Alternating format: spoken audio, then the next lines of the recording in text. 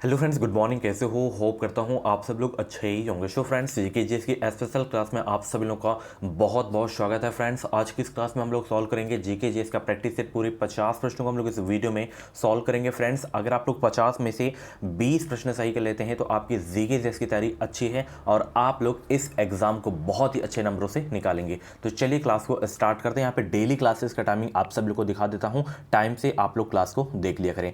पिछली जितनी भी क्लासेस हो गई हैं उन क्लासेस को अगर आप लोग नहीं देखे हैं तो प्ले लिस्ट में जाइए। प्ले लिस्ट में आपको सारी की सारी क्लासेस देखने को मिल जाएंगी। अगर आप लोग कम समय में अपनी पूरी तैयारी करना चाहते हैं, सरकारी सीट लेना चाहते हैं, तो ये क्रैश कोर्स आप लोग हमारा ज़रूर से ज़रूर ज्वाइन कर लीजिएगा। निचोड़ नोट्स है 527 पेज की। 10 ईयर के प्रीवियस ईयर के क्वेश्चन आपको देखने को मिल जाएंगे सभी वर्गों के लिए। इसमें आपको Hindi, GK, reasoning, subject ability के 5000 से ज़्यादा टॉपिक वाइज क्वेश्चन देखने को मिल जाएंगे।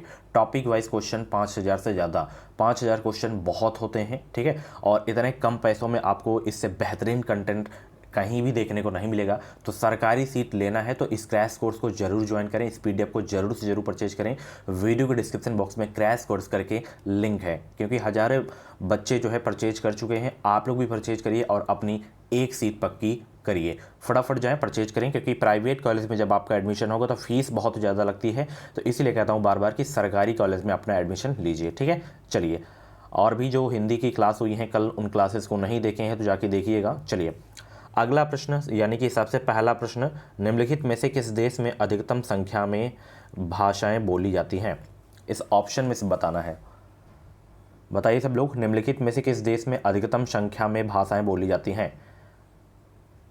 भारत में, ठीक है। अगर भारत ना होता, पापुआ न्यू गिनी होता तो उसको आपको टिक कर देना होता, ठीक है। यहाँ पे भारत है तो भारत आपको टिक कर देना है, ठीक है। चलिए, गुड मॉर्निंग भाई, सभी को गुड मॉर्निंग। चलिए, अगला प्रश्न स्टार लगा के नोट करिए कि भारत में जो है रेडियो प्रसारण का प्रारंभ किस वर्ष हुआ था? बताएं सब लोग, भारत में रेडियो प्रसारण का प्रारंभ किस वर्ष हुआ था? कतई जहर वाला प्रश्न है।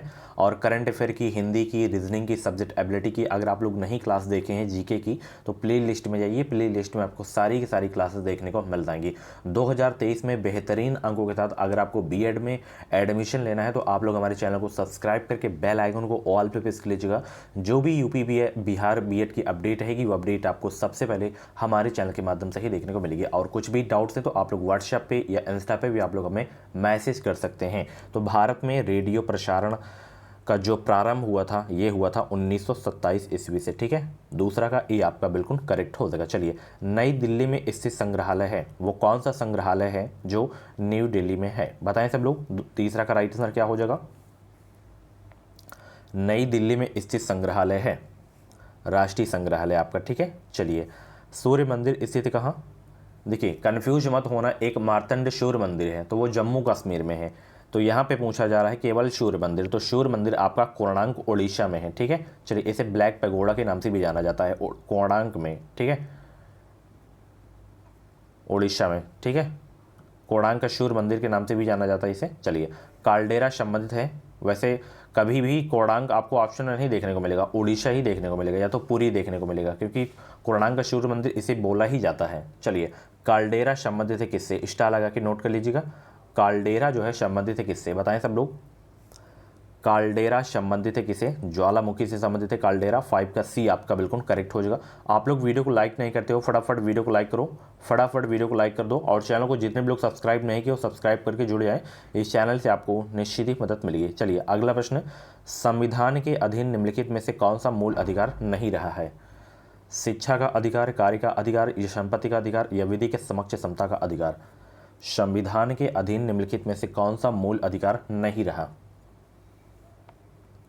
संपत्ति का अधिकार आपका मूल अधिकार नहीं रहा है। 6 का जितने लोग यहाँ पे सी जवाब दिए उनका आंसर बिल्कुल सही हो जाएगा। चलिए, आय और उपभोग में किस प्रकार का संबंध है? आय और उपभोग में किस प्रकार का संबंध है? 7 का जवाब देने का प्रयास करेंगे। आंसर सोचने का ज़्यादा समय चाहिए तो वीडियो को आप लोग रोक भी सकते हैं। और टॉपिक वाली जितनी भी क्लासेस हो गई हैं उन क्लासेस को जाके ज़रूर देखिएगा। संज्ञा की हो गई है, सर्वनाम की हो गई है, एंड मुहावरा और लोकवक्ति की हो गई है, वर्णमाला की हो गई है, भाषा की हो गई है। तो ये टॉपिक्स जाके क्लियर करिए अपना। आय और उपभोग में किस प्रकार का संबंध है? तो प्रत्यक्ष संबंध है, ठीक है। चलिए, बी आपका बिल्कुल करेक्ट हो जाएगा, यानी कि डायरेक्ट रिलेशन। चलिए, प्रकाश की किरण को पूर्ण आंतरिक परावर्तन के लिए किससे गुजरना होता है? बहुत ही अच्छा प्रश्न है। सभी लोग हर प्रश्न का जवाब जरूर दिया करें। और ये हमारा व्हाट्सएप नंबर है 7905632533 पे आप लोग हमें मैसेज कर सकते हैं। इंस्टा पे मैसेज करना है तो डिस्क्रिप्शन बॉक्स में लिंक है, फॉलो कर सकते हैं हमें। तो प्रकाश की किरण को पूर्ण आंतरिक परावर्तन के लिए किससे गुजरना होता है? तो ध्यान रखना, कांच से जल में गुजरना होता है। 8वां का ए आपका बिल्कुल करेक्ट हो जाएगा। हमारे शरीर में कुल कितनी मांसपेशियां होती हैं? हमारे शरीर में कुल कितनी मांसपेशियां होती हैं?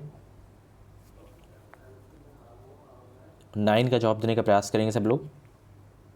तो 654 55 होती हैं, तो यहाँ पे 656 है आपका, तो ये आपका सही हो जाएगा। 9 का बी आपका बिल्कुल करेक्ट हो जाएगा। ठीक है, चलिए। पृथ्वी के ऊपर के 4 क्षेत्रों में सबसे कम ऊंचाई किसकी है? बहुत ही अच्छा प्रश्न है। 10 का जवाब देने का प्रयास करेंगे। ट्रोपोस्फियर की है। ठीक है, चलिए। इसे हिंदी में क्या कहते हैं सभी लोग कमेंट बॉक्स में छापेंगे। बहुत ही नॉर्मल सा प्रश्न पूछा हूं मैं। राज्यसभा के सदस्य का निर्वाचन कितनी अवधि के लिए होता है? बताइए सब लोग। राज्यसभा के सदस्य का निर्वाचन कितनी अवधि के लिए होता है? 6 वर्ष, 5 वर्ष, या 4 वर्ष, या 2 वर्ष? 11 का जवाब देने का प्रयास करेंगे। राज्यसभा के सदस्य का निर्वाचन कितनी अवधि के लिए होता है? तो ध्यान रखना, 6 वर्ष के लिए होता है। ठीक है, चलिए। अगला प्रश्न, वर्ष 2011 की जनगणना के अनुसार भारत के किस राज्य की जनसंख्या सबसे कम है? देखिए, सबसे ज़्यादा पूछे तो उत्तर प्रदेश की है, सबसे कम पूछे तो सिक्किम की है। ठीक है, 12 का डी आपका बिल्कुल करेक्ट हो जाएगा। अगर पूछ ले कि उत्तर प्रदेश के किस जिले में सर्वाधिक जनसंख्या है, तो इलाहाबाद यानी कि प्रयागराज में। ठीक है, चलिए। ग्राम पंच और क्षेत्रफल में सबसे बड़ा जिला कौन सा है? लखीमपुर खीरी है। ठीक है, जैसे राजस्थान राज्य में सबसे बड़ा है आपका क्षेत्रफल में, और सबसे छोटा आपका गोवा है।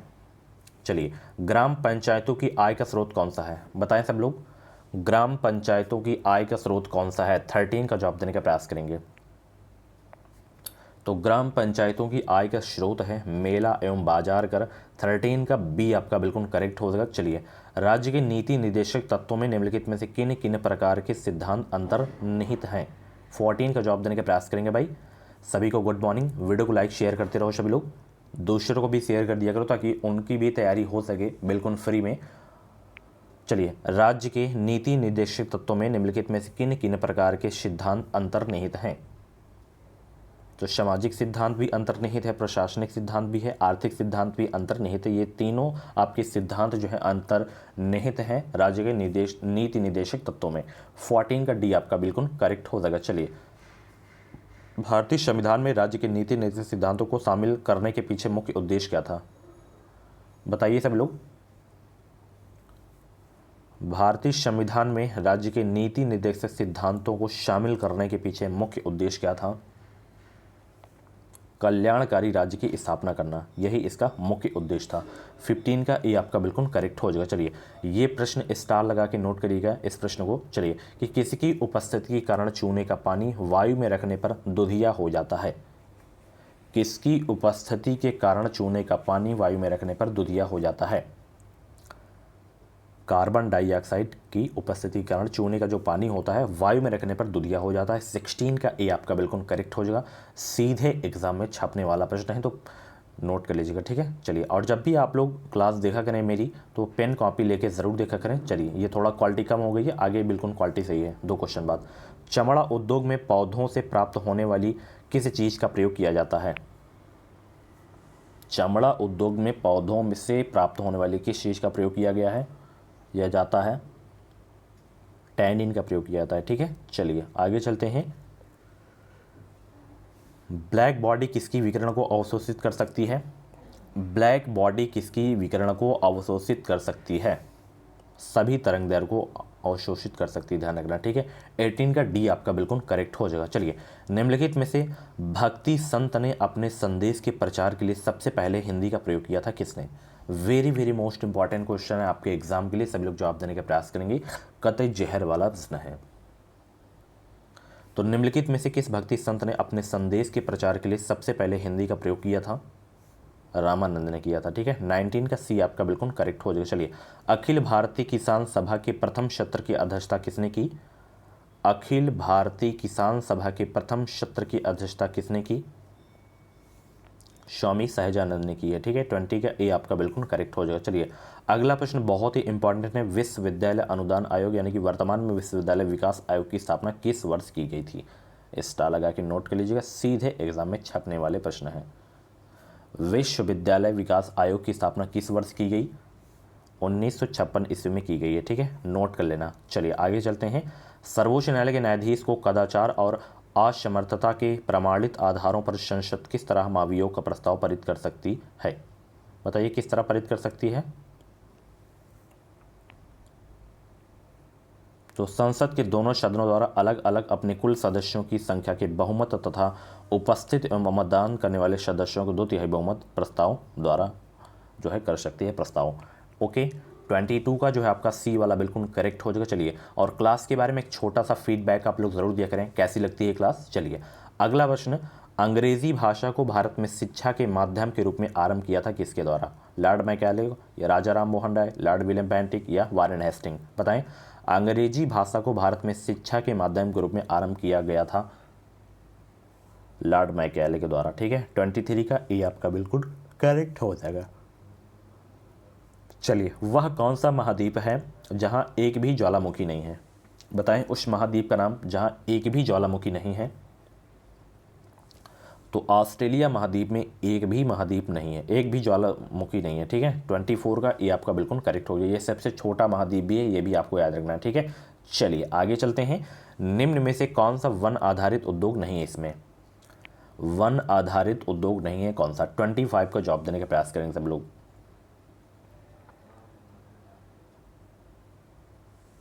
तो इसमें सीमेंट उद्योग आपका नहीं है। ठीक है, चलिए आगे चलते हैं। भारत में परमाणु ऊर्जा कार्यक्रम का प्रारंभ कब से हुआ माना जाता है? बहुत ही अच्छा प्रश्न है।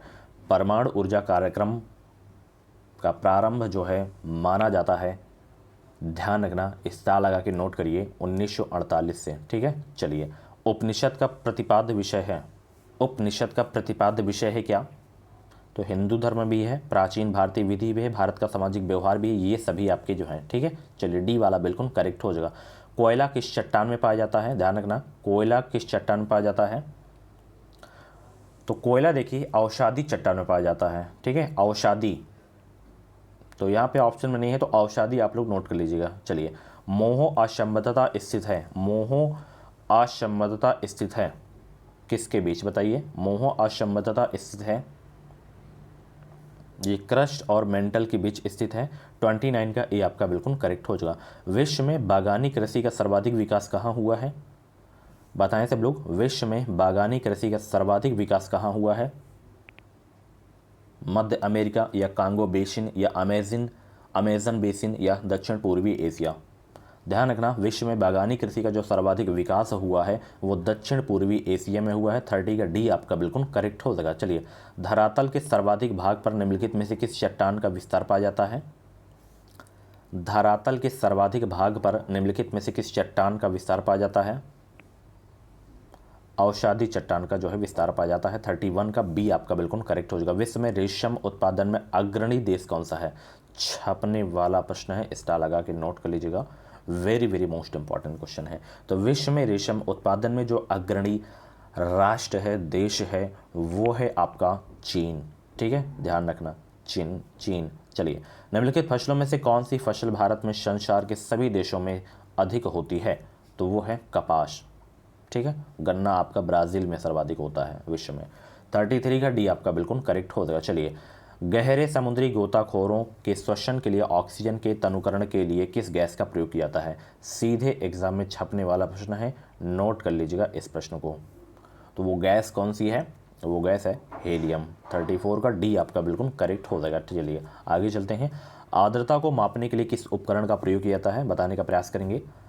आर्द्रता को मापने के लिए किस उपकरण का प्रयोग किया जाता है? हाइग्रोमीटर, पवन वेग मापी या थर्मामीटर या सूर्य विकिरण मापी? ये क्वेश्चन बहुत एग्जाम में पूछा जाता है। जैसे वायुमंडलीय दाब बैरोमीटर से मापा जाता है, सीस्मोग्राफ से भूकंप की तीव्रता मापा जाता है, और कल उत्तर प्रदेश में भी भूकंप के झटके महसूस हुए हैं, लखनऊ में, नोएडा में। तो आर्द्रता को मापने के लिए किस उपकरण का जो है प्रयोग किया जाता है? हाइग्रोमीटर उपकरण का प्रयोग किया जाता है। 35 का बी आपका बिल्कुल करेक्ट हो जाएगा। चलिए अगला प्रश्न, क्रीम सेपरेटर में दूध में से वसा को किस कारण से अलग किया जा सकता है? कतई जहर वाला प्रश्न है, स्टार लगा के नोट कर लीजिएगा। क्रीम सेपरेटर में दूध में से वसा को किस कारण से अलग किया जाता है? नोट करिए, अपकेंद्री बल के कारण से अलग किया जाता है। ठीक है, 36 का डी आपका बिल्कुल करेक्ट हो जाएगा। चलिए आगे चलते हैं। बाजार कीमत किससे संबंध होती है? बताएं सब लोग, बाजार कीमत किससे संबंध होती है? बाजार कीमत किससे संबंध होती है? अत्यधिक अल्प अवधि से संबंध होती है। 37 का ए आपका बिल्कुल करेक्ट हो जाएगा। चलिए, दक्षिण भारत के शन ग्रुप द्वारा अधिग्रहण की गई एयरवेज कंपनी कौन सी है? वो है स्पाइस जेट। ठीक है, चलिए आगे चलते हैं। भारत इसलिए धर्मनिरपेक्ष राज्य है क्योंकि इस देश में क्या है? बहुत इंपॉर्टेंट क्वेश्चन है, सबसे पहले स्टार लगा के नोट कर लीजिएगा। भारत एक धर्मनिरपेक्ष राज्य है क्योंकि इस देश में जो है, ध्यान रखना, राज्य का कोई धर्म नहीं है, यानी कि सभी धर्मों को स्वीकार करता है अपना देश भारत। ओके, 39 का ए आपका बिल्कुल करेक्ट हो जाएगा। चलिए, क्लाइव को जो है बंगाल का गवर्नर बनाया गया था कब? क्लाइव को बंगाल का गवर्नर जनरल बनाया गया था कब? तो 1764 में जो है क्लाइव को बंगाल का गवर्नर जनरल बनाया गया था। तो यहाँ पे 1764 ऑप्शन नहीं है, तो अलग से नोट कर लीजिएगा। ठीक है, चलिए, भारत का प्रथम गवर्नर जनरल था कौन? कतई जहर वाला प्रश्न है, स्टार लगा के नोट कर लीजिएगा।